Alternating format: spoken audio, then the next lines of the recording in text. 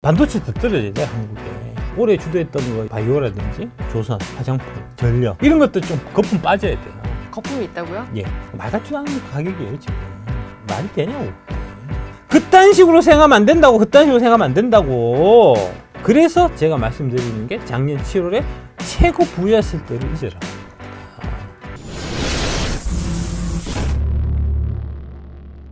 1987년 블랙먼데이와 2000년 닷컴 버블의 붕괴로 돌아왔습니다. 지금 상황이 보면 1987년 블랙먼데이와 2000년 닷컴 버블의 붕괴를 딱 생각나게 하기 때문에 그래요. 블랙먼데이는 미국 뉴욕에서 주가의 대폭락이 있었던 1987년 10월 19일입니다.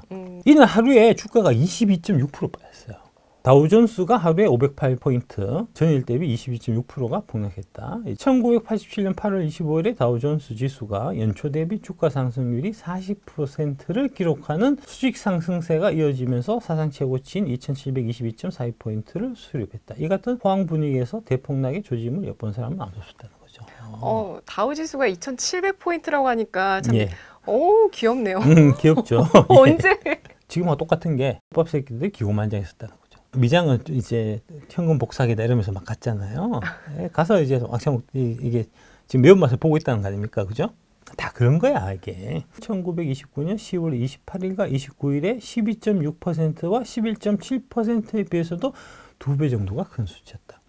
그래서 되게 공포스러웠던 거야, 이게. 왜냐하면은 미국 사람들이 이제 1929년 대공황이 이제 뉴욕 증시의 대폭락으로부터 시작됐다라고 다들 인식하고 있었기 때문에 1929년 같은 대공황이 오는 거 아니야? 하고 되게 불안이 떨었다는 겁니다. 네. 근데 이때도 중요했던 거는 앞다투어 주식을 처분하려는 매도 잔량이 엄청나게 쌓였으며 브로커들은 주식 매매 대금을 지불하지 못하는 상황이 처했다. 재정 파탄으로 죽음을 택한 투자자들이 속출했다는 거예요, 이때. 그러니까 지금도 마찬가지예요. 신용성 사람은 지금 뭐 태어날 길 없는 거잖아요. 반대 매매 나가고. 그래서 신용 매매가 위험하다는 거고요. 전 하지 말라는 말씀 안 드립니다. 그건 뭐 각자 개인의 판단이니까. 하지만 항상 그런 부분이 있을 수 있기 때문에 이제 신용하시는 분들은 특히 그런 부분 조심하셔야 된다는 이제. 이 주식 파동은 수일 내에 일본, 영국, 싱가포르, 홍콩의 시장에서 큰 폭의 주가 폭락을 가져와서 전 세계적으로 1조 7천억 달러에 달하는 증권 투자 손실을 초래하였는데 우리나라 어땠을까요? 하락했겠죠. 아니요. 올랐습니다.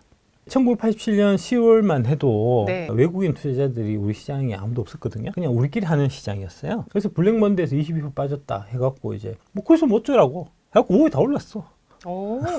이 월요일 날 중국 증시 안 빠졌잖아요. 그거와 똑같은 거였습니다. 그때는. 그때 한국 증시는 동떨어진 시장이었어요. 세계하고는 아무런 접점이 없는. 근데 지금 생각해 보면 미국 증시 많이 빠졌다고 해서 우리가 굳이 따라 빠져야 될 이유가 있나요? 딱히 없긴 하잖아요. 그 좀 확장해서 말씀드리면 올해 미국 장 안 좋을 것 같아. 미국 장 안 좋으니까 우리 장도 당연히 안 좋겠네 라고 지레짐작할 이유가 없다는 거죠. 미국 장은 미국 장이고 우리 장은 우리 장이에요. 그 다음에 우리 장이 안 좋았다. 우리 장이 안 좋아도 내가 갖고 있는 주식 모르면 돼. 그럼 그렇잖아요. 그렇죠. 이런 것들에 대해서 너무 심각하게 생각하실 이유가 없다는 얘기입니다. 제 얘기는. 아르공포, 뭐 샤메 법칙, 샤메 법칙. 뭐 이런 거 막 공부하고 하잖아요. 네. 다 쓸데없는 짓이라는 겁니다. 그런 거. 그런 얘기입니다. 내 주식 모르면 되지. 이게 그때 그래프입니다. 2700까지 찍고 쭉쭉 빠져서 좀 빠지다가 네, 쭉 빠지다가 2400에서 400 정도 때 1700까지 빠진 거죠. 하루에. 이러면은 무슨 생각 드냐면 내가 모르는 무슨 뭐 그렇죠. 엄청난 일이 벌어지나? 그러니까 원래 그 분위기였잖아요. 맞아요. 예. 10% 떨어지니까 야 우리가 무슨 모르는 이거 저기 뭐 숨겨진 악재가 있는 게 아니냐 하고 사람들이 막 생각했다는 거죠. 그런데 안 나왔잖아요. 이때도 똑같았다는 겁니다. 주가가 떨어졌는데 앞만 봐도 별 떨어질 이유가 없었어. 떨어지고 네. 그 다음에 급반등하고 다시 떨어지죠. 지금 떨어지고 급반등했죠?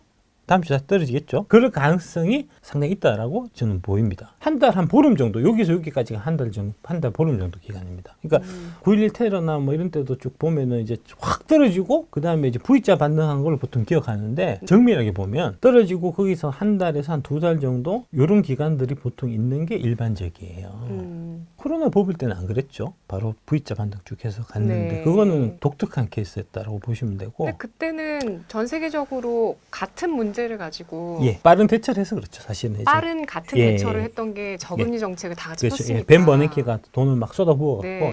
그래서 아마 이런 형태가 제일 좀 유사하게 나타나지 않겠나 지금 보여요. 현재로서는. 현재로서는. 네. 이게 이제 왜 그렇게 보냐면 매그니피센트 세븐이잖아요. 이게 이제 시장을 주도했는데 네. 걔들이 지금 생각만큼은 안 빠졌습니다. 나스닥 기준을 보면 저는 충분히 더 수 있는 여지가 있다. 한국 장은 좀 다르긴 하다. 라고 보는 관점이기 때문에 이제 그렇고 지금 당장 가기는 조금 좀 거시기 하다라고 제가 느끼는 게 반도체 더 떨어져야 돼 한국에. 올해 주도했던 거 바이오라든지 조선, 화장품, 전력 이런 것도 좀 거품 빠져야 돼요. 거품이 있다고요? 예. 조선? 예, 조선. 예. 말 같지도 않은 가격이에요 지금. HD 현대인가 뭐 해서 그거 지주사 네. 형태로 있는 거. 네. 그거 지금 20조잖아요 시총이. 말이 되냐고 그게. 그 매출이 한 16조 안 걸려 지금. 20조면 너무 비싸요. 조선주 좀 16조 매출하는데 20조는 너무 비싸다고. 전력주도 원래 엄청나게 올랐잖아요. 그런 것도 다 빠져야 돼. 바이오도 마찬가지고 화장품도 그렇고. 블랙먼데이 원인을 좀 말씀드리면 사실은 저는 이런 거는 영향가 없는 얘기고요. 그냥 단순하게 많이 올랐던 거예요. 지금하고 좀 비슷한 게 뭐냐면 네. 저금리 시대에서 고금리 시대로 바뀌는 시기였습니다. 이때가. 주가 막 떨어지고 하니까 이거 진정시키기 위해서 FRB에서 금리를 인하했거든요. 지금도 마찬가지라는 거죠. 여러 가지로 좀 많이 닮아 있다는 겁니다. 지금 이게. 가장 큰 거는 많이 올라서 불안해서 그래. 주가가. 이게 낙폭이 당일 하루에 되게 컸던 게 브래디 특별조사위원회가 주가 하락의 이유가 도대체 뭐냐 모르겠으니까. 이거 아닌 적이 없었어요. 미국 맨날 재정적자가 국제수지 적자였잖아요. 근데 왜 이날만 20% 빠졌냐 이상하다 해서 특별조사에서 조사를 시키니까 결국 프로그램 트레이딩이라고 부르는 일종의 자동 주식 거래 장치에 연계된 주가지수 선물 거래가 있었다고 보고한 바가 있다는 겁니다. 기계적인 매매. 이게 큰 역할을 했다는 거고요. 지금도 사실 비슷한 거잖아요. 네. 예, 지금 알고리즘 매매 얘기 나오고 하잖아요. 네. 같은 맥락이라는 겁니다. 선물 매도, 균형 가격 파괴, 지수 차익 거래, 현물 하락 가속화, 선물 추가 매도의 도식적인 프로그램에 의한 매도 행위에 기인했다는 거고요. 결국 이때 82년부터 87년까지 한 5년 동안 계속해서 올랐는데 네. 십몇 년 뭐 이런 기간 동안에 되게 안 좋은 장이었습니다. 사람들이 어떤 생각을 하냐면 올라가서 좋긴 한데 불안한 거예요. 하루에 뭐 5%든 이렇게 이제 빠지면 자동적으로 손절매가 나가게 프로그램을 짜는 거예요. 그것 때문에 옆에 있는 자산운용사도 그것 때문에 5%가 손절매 라인이 되게 돼서 네. 걔가 또 팔고 그게 연쇄 반응을 일으켜갖고 하루 종일 하니까 20% 빠졌다는 거죠. 그래서 이때 생긴 게 사이드카, 브레이커? 서킷 브레이커 그 제도가 이때 일단기. 생긴 겁니다. 딱히 폭락한 이유가 없었어요. 지금도 사실 마찬가지잖아요. 이때는 되게 불안했던 게 뭐냐면은 1929년 대공황이 재현이 아닌가 하는 부분 때문에 사람들이 되게 불안했다는 거죠. 과거의 학설은 시장 실패, 그 시장 실패를 뉴즈벨트의 뉴딜로 극복했다. 우리가 이렇게 책에서 배웠는데 실제로 시장의 실패가 아니고 FRB의 실책 때문이었다. 금리를 이제 낮춰서 대응하잖아요. 돈을 네. 풀어야 된다고 생각하잖아요. 위기가 있을 때. 네, 네. FRB가 금리를 오히려 올렸다는 얘기입니다. 돈을 푼 게 아니고 돈을 회수를 했다는 겁니다. 26,000개 있던 은행 중에서 10,000개가 파산하고 그거를 논중해서 책자를 냈고 그걸 노벨 경제학상을 받았고 경제학자들은 다 그렇게 이해하고 있는데 네. 교과서에는 이렇게 실려있단 말입니다. 루스벨트의 뉴딜로 극복한 게 아니고 루스벨트의 뉴딜 때문에 대공황은 심화됐다는 거고요. 진실은 자명한 것이다. 대공황과 세계 경제 위기는 정책의 잘못이었다. 당시 주식시장은 전반적으로 고평가되어 있었고 1000포인트 가량의 폭락은 언제든 가능한 상태였다. 물론 이는 후에 돌아보니 그렇다는 얘기다. 나 역시 평소에 큰 그림을 그려보는 예리한 통찰력을 가지고 있다고 자부했지만 이 점을 놓쳤다. 마젤란 펀드의 주식들은 주식시장 평균보다 더 많이 하락했다. 그런데 주식시장이 반등할 때는 더 많이 올랐다. 마젤란 펀드의 대다수 투자자들은 펀드에 투자된 자산을 그대로 둔 채 아무것도 하지 않았다. 그들은 블랙 먼데이를 그저 하나의 주가 하락으로 봤을 뿐 운명세계의 종말로 여기지 않았다. 그러나 증권사에서 돈을 빌려 주식을 산 신용융자 투자자들에겐 세상의 종말이나 마찬가지였다. 이건 우리도 똑같은 해당되는 거죠. 월요일날 1987년 대폭락 이후에 가장 많이 오른 주식은 경기 민감주가 아니라 성장주였다. 나는 1987년 블랙먼데이를 통해서 항상 일정 정도의 현금을 보유하고 있어야 한다는 점을 배웠다. 그래서 제가 말씀드리는 겁니다. 9대 종목이 현금이고 현금을 10에서 30% 항상 갖고 있는 훈련하셔야 된다는 거고 월요일날 살 수 네, 있었잖아요. 그러니까요. 예. 근데 그게 언제 올지 몰라요. 오면 사야 된다는 것만 기억하고 있어야 되고 살려면 현금 갖고 있어야 되니까 현금을 갖고 있는 습관을 들여야 된다는 겁니다. 그렇게 접근해야 이 문제가 풀리는 거지. 그 떨어지는 날을 나는 정확하게 피해갈 거야 하고 빼기 시작하면 올라갈 때 계속 주식 빼서 현금 들고 있게 된다고. 투자 포트폴리오를 관리할 때 중요한 점은 손실을 최대한 억제하는 것이다. 부끄러운 것은 손해를 보는 주식을 계속 갖고 있는 것이고 이보다 더 나쁜 것은 기업의 펀더멘탈이 나빠지고 있는데도 손해보는 주식을 더 사는 것이다. 경영 상태가 악화되고 있다는 판단이 들면 손해보고 있는 주식을 추가로 매입하지 않았다. 그러니까 지금 상황은 종목 종목별로 접근을 해서 종목별로 이 종목이 잘 되고 있는지, 밸류에이션이 정당한지, 높은지 낮은지를 판단하는 게 중요하고요. 업황이 좋아지고 밸류에이션이 저렴하다고 하면은 그런 주식은 더 사야 되고, 업황이 나빠지고 밸류에이션이 과하다라고 생각되면 그 주식을 팔아야 되고, 이제 그렇게 접근해야 된다는 거죠. 1987년 10월에 얻은 교훈은 시장의 등락을 무시하라. 22% 당했지만 당하고 나서 보니까 아, 시장의 등락 따위는 무시해야 되는구나 하는 걸 배웠다는 겁니다. 아, 이 시장의 등락, 대폭락하는 걸 예측해야지 하면서 예측하려고 노력하거든요. 그러다가 인생 조진다는 겁니다. 22% 떨어지고 23% 상승한 거니까 10월 고점을 8개월 지나갖고 회복을 했다는 얘기잖아요. 8개월 동안 잠깐 자고 일어났으면 아무 일도 없었던 거예요. 오후에 많이 떨어졌었어요. 아침 플러스였다가 뭐 10시 이러니까 마이너스 2% 뭐 이렇게 되고 그러더라고요. 하메바누치는 작살나고 있었고, 그래서 나 신나게 즐거운 마음으로 이제 낮잠을 자고 딱 일어나서 3시에 보니까 마이너스 10%더라고. 근데 잠을 조금 더 많이 자서 그 다음날 깼으면 그 다음날 12% 또 올랐어요. 그러면 난 아무 일 없었던 거잖아요. 그죠? 전반적인 고평가됐었다는 상황이 중요하고요. 그리고 신용은 망했다. 현금 보유의 중요성을 배웠다. 그래서 한 10%에서 30% 현금을 갖고 있는 습관을 들이셔야 되고, 시향이 아니라 기업을 봐야 된다는, 한 달 반 후에 상승을 시작해서 8개월 후에 고점을 해보겠다. 이게 가장 중요합니다. 상승 주도주가 바뀐다는 겁니다. 포트폴리오가 상승 주도주가 바뀌었다는 겁니다. 늘상 있는 일이에요, 이게. 요 노란색 칠은 여기입니다. 여기 하루 빠진 게 이거예요. 네. 그러니까 이때 당시 보면 이게 진짜 되게 무서웠겠지만 큰 틀에서 보면 별거 아니었다는 겁니다. 이때 떨어졌을 때 사람들이 이제 내리에 떠올랐던 건 이거예요. 1929년 경제대공황. 이틀 동안 빠진 거 요거 빠진 거고요. 빠진 다음에 계속해서 빠진 거예요. 1933년 바닥 찍을 때까지 3분의 2가 날아간 거거든요. 이때는. 근데 이때는 연준에서 실책을 했던 시기였고. 예. 이때의 고점을 회복하는데 25년이 걸렸어요. 이 고점을. 10년 동안 이제 계속 바닥을 기다가 1980년에 레이건 대통령이 이제 대통령이 되고, 밀턴 프리드만 정책을 받아들여갖고 되게 기업 친화적인 정책을 하면서 주가가 올라가기 시작해요. 법인세도 낮추고 소득세도 낮추고. 요때 당시에 소득세가 75%였습니다. 그러니까 누가 열심히 일하겠냐고. 30%까지인가 떨어뜨렸어요, 소득세를. 그러니까 열심히 일하고 싶은 마음이 생길 거잖아요. 그래서 열심히 일하기 시작해서 막 주가가 올랐어요. 한 5년 정도 오르니까 벌써 많이 올랐잖아요. 네. 오르는데 사람들이 불안한 거예요. 그러다가 주가가 확 떨어지니까 네. 이 생각이 나는 거죠. 그런데 그런 일은 없었고, 요걸 회복하는데 옛날에 25년 걸렸는데 그전에는 16년 걸렸는데 이게 불과 8년 만에 회복하고 지금 이렇게 올라갔다는 거죠. 이 1990년대에 이때가 이제 IT 혁명이 있었던 거고, 이 마지막을 닷컴 버블의 붕괴였다는 거죠. 닷컴 버블 붕괴하고 2008년 글로벌 금융위기까지 이 10년 동안 미국은 하나도 안 올랐어요. 이때는 계속 안 올랐고, 이때 우리는 올랐단 말입니다.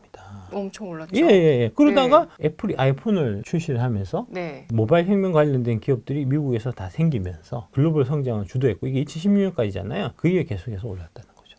여러분들은 이 10년만 자꾸 기억해갖고 미국장은 계속해서 올라가는데 한국은 안 오르는 저주받은 장이다, 이딴 소리 차고 있다고. 길게 보라고, 길게. 그러냐, 안 그렇다고. 마찬가지로 이제 코스피 1980년에서 2019년 차트를 보면 100에서 시작한 거예요. 그냥 별 볼 일 없다가 네. 85년부터 갑자기 올라갑니다.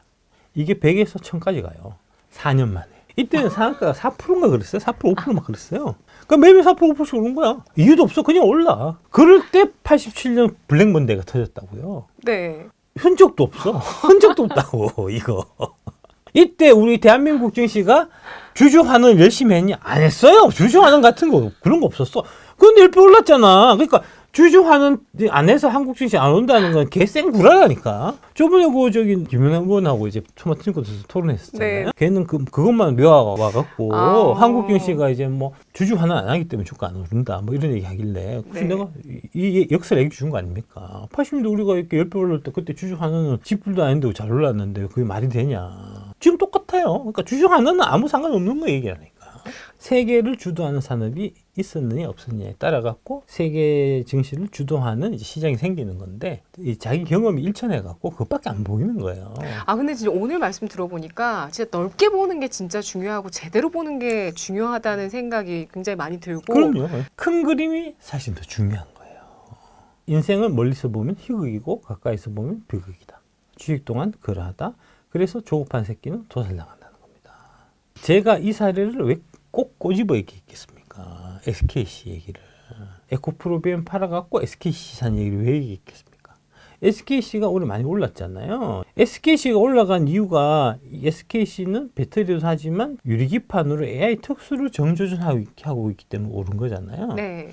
그럼 반대로 지금 AI 거품이 붕괴돼서 AI 주에서 배터리 쪽으로 이제 수급이 옮겨가는 거잖아요. 주도주가 바뀌는 거잖아요. SKC 어떻게 되겠죠? AI 때문에 올랐기 때문에 이게 못 오른다고 이게. 한미 반도체를 산 거랑 똑같은 거라는 겁니다. 이게 에코프로비엠 팔아갖고 한미 반도체 산 거랑 마찬가지라는 겁니다. 11만 3,800원까지 대략 한 40% 정도 지금 빠져있다는 거죠. 거의 반토막 가까이 난 거예요. 한 40% 날라간 거예요. 지금 고점 대비해갖고 한미 반도체 50% 날라간 거잖아요. 네. 같은 맥락이라는 거죠. AI 때문에 오른 거니까. 그래서 제가 말씀드린 겁니다. 이거를 일부러. 주식시장은 인내심이 없는 사람으로부터 인내심이 있는 사람에게 돈을 이전하는 도구다. 인내가 그래서 중요하다는 거고요. 예. 그러니까 글라스 기판 때문에 오른 거니까 글라스 기판 관련해서 이제 이 한미 반도체나 SKC가 고점 치고 빠질 때 그 저기 한미 반도체나 SK하이닉스 고점 치고 빠질 때 그때 그에 맞춰서 대응을 해야 된다고 이게.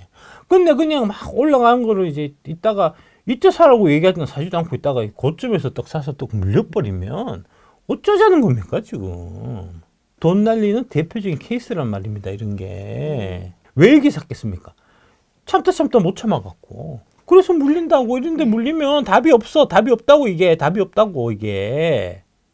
안 돼요. SKC 가요. 그딴 소리 하지 말라고. 냉정하게 접근해야 된다고. 냉정하게.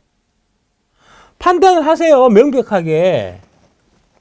법 새끼가 버핏 조롱할 때가 항상 고점이었다는 겁니다.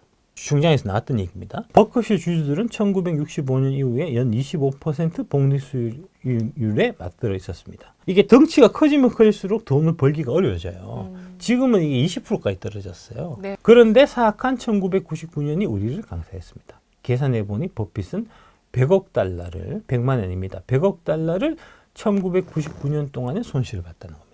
근데 1999년은 다들 돈 버는 때였어요. 닷컴 버블 시절이어가지고. 소나게나 돈 버는 시절. 새로운 기술 300배, 400배 가던 시절이었거든요. 네. 누구나 법들은 다 돈 벌고 있는데 버핏은 100억 달러를 날렸다고 반대로. 100억 달러를 1999년 동안 손실을 봤습니다. 꺼져라, 이제 은퇴해라. 이 얘기 심하게 됐을 때. 지금도 연세가 많으시지만 이 2000년대만 해도 이때도 벌써 60 넘어서 한 70 가까이 될 때예요. 지금 90 몇 살이시니까. 밥이 워렌 버핏한테 이렇게 얘기했다고. 야, 나는 2배 벌었는데 너 왜 손실을 100억 달러를 보고 있냐? 너 똑바로 투자 안 하냐? 이렇게 얘기했다고. 천하의 워렌 버핏한테. 버커셔 해드웨이 주총장에서. 그 파티 이론. 거기에 마지막 단계. 마지막 단계. 예. 워렌 버핏한테 내가 한 수 가르쳐 주겠다. 버핏이 제 대답은 절대로 이해할 수 없는 주식은 사지 않을 것이란 겁니다. 우리가 이해할 수 있다고 말할 때는 논리적인 확률을 통해 그 기업이 10년 동안 어떨지 측정할 수 있다는 것을 말한다. 10년 동안 측정해야 된다는 거잖아요. 10년은 힘들잖아. 그래서 난 3년은 측정하라고 얘기하잖아. 3년을 측정해요. 측정해서 확신 있으면 하세요. 하지만 그냥 선대인 소장님이 좋다고 얘기했으니까 난 SKC 믿고 갈 거야. 20조 가겠지. 이렇게 막연하게 생각하시면 안 된다고. 그 얘기입니다. 그리고 상황이 지금 바뀐 거잖아요. 원래 우리가 생각했던 그 펀더멘트 아닌 거잖아요. 그걸 반영해서 바꿔줘야 될 거 아닙니까? 그 얘기하는 거 아닙니까? 하지만 여기 수완 좋은 사람도 있고 하니 명함도 교환해서 같이 투자해 보시는 것도 좋을 것 같습니다. 그러니까 나한테 뭐라 하지 말고 니들끼리 그거 잘 알면 그래. 그래, 니 잘하면 니들끼리 모여갖고 새끼 해서 해라. 그 얘기한 겁니다. 전시회 공간에 부스도 하나 열어드릴 수 있습니다. 따로 방 만들어줄게. 거기서 얘기해라 이 새끼들아. 이 얘기 아닙니까? X밥 새끼들아. 같이 참여할 사람들은 자유롭게 하시거나 뽑아서 쓰셔도 됩니다. 그렇게 해도 괜찮다고 말해주실 분들은 많이 만날 수 있습니다. 이거 굉장히 정중하게 얘기하셨는데. 정중하게. 예. X밥 새끼들 너희끼리 모여서 해라. 시끄러우니까 그 얘기한 겁니다. 지금. 한마디로 이 메시지를 정리하시네요.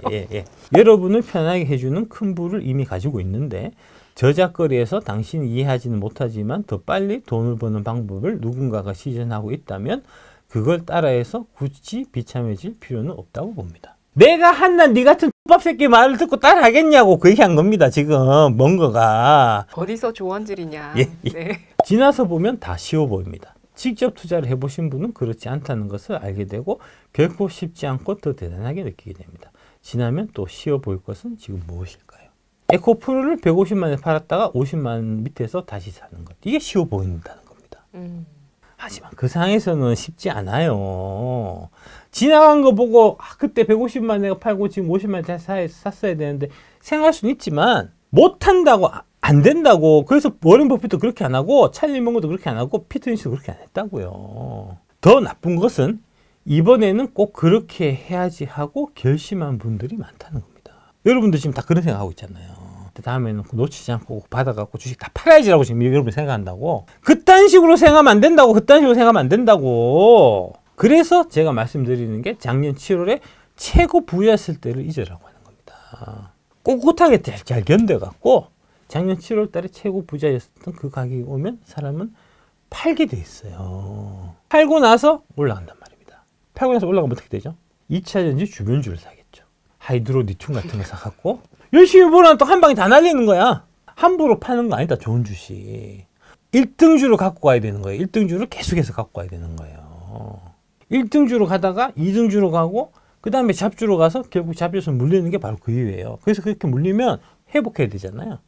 에코프로벤 갖고 회복 3배, 4배 나야지 이제 이 본전이 돼야 되니까 3배, 4배 나면 어떻게 됩니까? 잡주 사야지 잡주. 그래서 이제 하이드로리튬이나 리튬 포스나 이런 거 산단 말입니다. 그래서 그런 거 잡주하다가 또 손해를 보면 그러면 이제 앞으로 막 4배, 5배씩 올라야 돼. 그러면 신용 가는 거죠. 신용 가다가 물린다고 지금 이럴 때 22% 마이너스 나면 물린단 말이야. 그렇게 되거든요. 그 다음에 이제 2001년 버크셔 해드웨이 주총에서, 그러니까 1년 지나고 나서입니다. 2000년 주총에 막 욕먹고 1년 지나고 나서 닷컴 폭락하고 난 다음에 다시 주총을 연 거예요.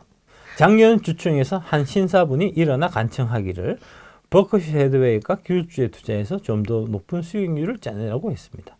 올해 주총에서는 그렇게 하지 않은 것에 감사드립니다. 이렇게 말씀하셨다는 겁니다. 밥 새끼들이 나대지 말라고 니들이 나댈 때가 위험한 거야. 어? 그때 코로나 버블 때 누가 제일 돈 많이 벌었냐면 그때 처음 주식 시작한 사람이 돈 제일 많이 벌었어요. 잘나서 그런 게 아니야. 네가 주식 천재라서 그런 게 아니라고. 23년 작년에 2차전지 주가 막 올라갈 때도 2차전지 처음 주식 사고 처음 투자해본 사람이 돈 제일 많이 벌었어요. 악마들이 꼬셔놓고 그 다음에 쭉쭉 먹으려고 처음에 그렇게 돈 벌게 해준다고. 그게 차라리 그때 150만 원 찍고 빠져갖고 벌었던 거 다 날리고 지금 언제 올라가지 이러고 있는 게 여러분들한테 오히려 더 잘 된 걸 수 있습니다. 맞아요. 예.